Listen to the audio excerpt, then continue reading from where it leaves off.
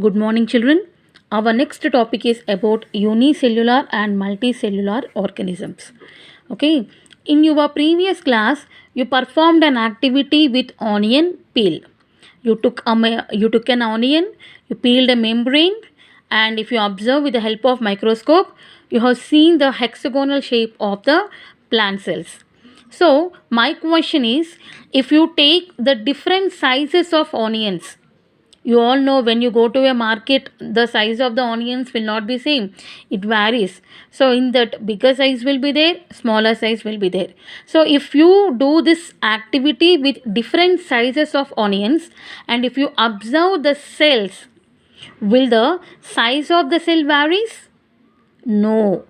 Irrespective of any size of onion, if you perform an activity with bigger cell or smaller cell, bigger onion or smaller onion, the size of the cell will be same in all the cases. So by this what we understand, here the size of an organism will not depend upon the size of the cell. The size of the cell will be same for all the organisms, but only number varies. Understand? So here we know that our earth is a very beautiful planet which consists of different living organisms. All the organisms are not same, it varies. Some organisms are small, some are big, based on the number of cells. So the size of an organism depends upon the number of cells but not the size of the cell will be same for all organisms. Understand?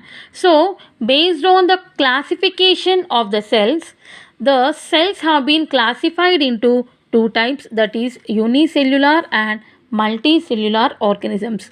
So the word uni means single cell. Okay, unicellular means single celled organisms. So organisms which possess only single cell is called unicellular organisms. Example, all the microorganisms. Microorganisms like bacteria, fungi, algae, all these are called as unicellular organisms. Okay, these organisms possess only single cell.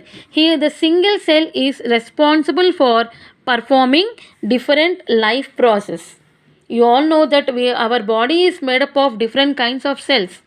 Okay, the use of cell is to perform different life process. So in case of unicellular organism, single cell is capable of performing different life process called breathing, taking food, excretion, movement, locomotion, etc., etc. Understand? Whereas multicellular organisms means organisms which has more than one cell. It may be it may be 10, it may be 100, it may be lakhs, crores, etc., etc. Understand? So our body is made up of some crores of cells. So we are having different organs in our body. Every organ has different shapes of cells.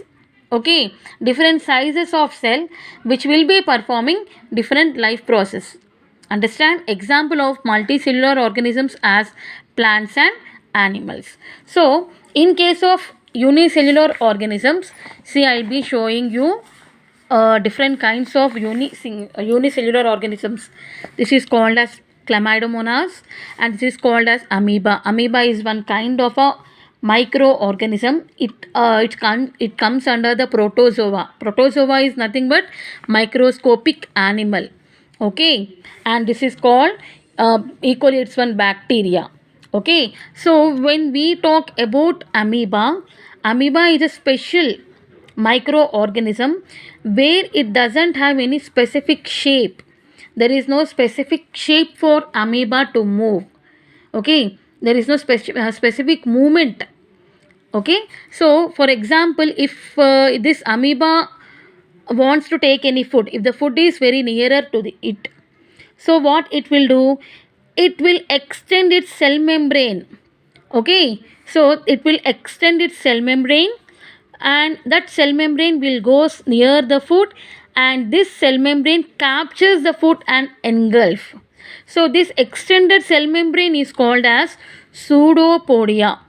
Okay, the extended cell membrane is called as pseudopodia. This pseudopodia is called, here the pseudopodia means false feet.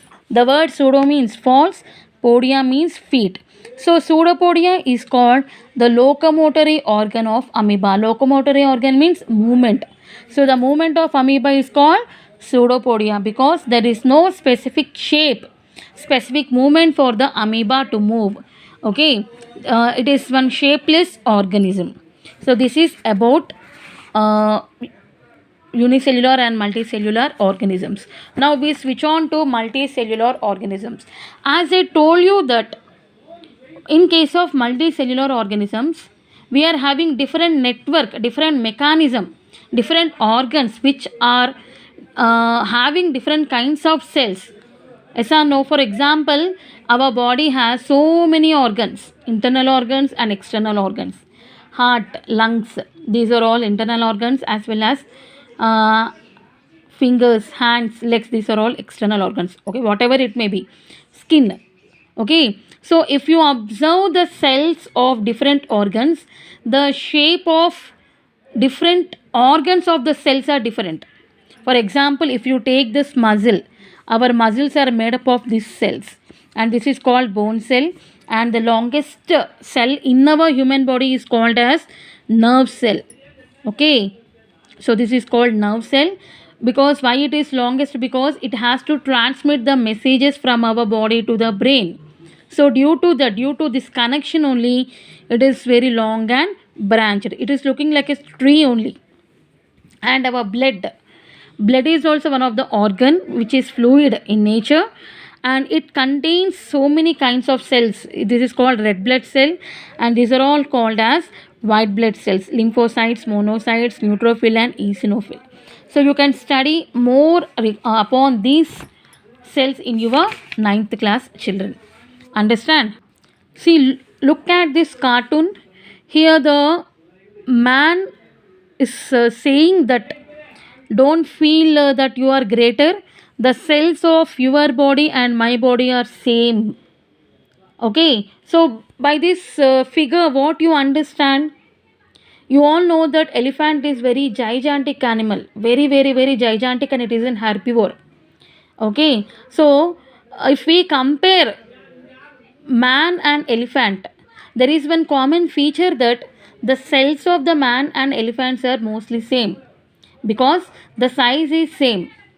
Okay, but why the elephant is very big when compared to the man? Because the number of cells in elephant is more and more. Due to that only, the size of elephant is bigger when compared to human being. So the size of an organism depends upon the number of cells but not the size. Okay, size of the cell will be same, it won't be changed. Okay, based on the function. In case of multicellular organisms, we are having different kinds of the cells. Understand? So normally cells are all microscopic. If you see your skin also, you can't see the cell because we can't see the cells with our naked eye. But the only cell in our body which we can see, and it is very big, it is nerve cell. Understand, children? So normally the smallest cell is 0.1 to 0.5 micron meters, and it is found in bacteria. So in bacteria there is one so bacteria is the smallest cell which is 0.1 to 0.5 micrometers. We can call micrometers as microns also. It is referred in lambda m. Okay. A human liver and kidney cell is 20 to 30 micrometer in size. We can call micron also. Here 1 meter is equal to 100 centimeters. 1 centimeter is equal to 10 millimeters. 1 millimeter is equal to 100 micrometers or microns, as I told you before only. It is denoted in lambda m. This is called lambda. This is not u. Lambda m.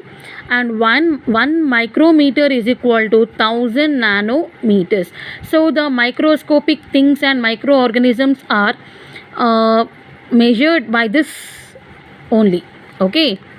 So Normally some cells can be seen with our eyes, whereas some other cells we can't see with our naked eye. So in that human nerve cell, it is nearly 90 to 100 centimeters. It is the largest cell in the human body. Understand? In the human body, the largest cell is nerve cell, because its role is to transmit messages to brain. So for the sake of transmission, the shape is like long and branched. It is looking like a tree. So normally the largest cell, okay, till now it is called as egg of an ostrich. You all know, children, egg is a cell. Egg is a cell. If you observe, actually all eggs are cells. It is a single cell. So the biggest cell is called egg of ostrich. It is of size 17 centimeters to 18 centimeters. Understand, children? So the size of an organism depends on the number of cells and not the size of the cell. Cells are of different shape, sizes and number. Thank you.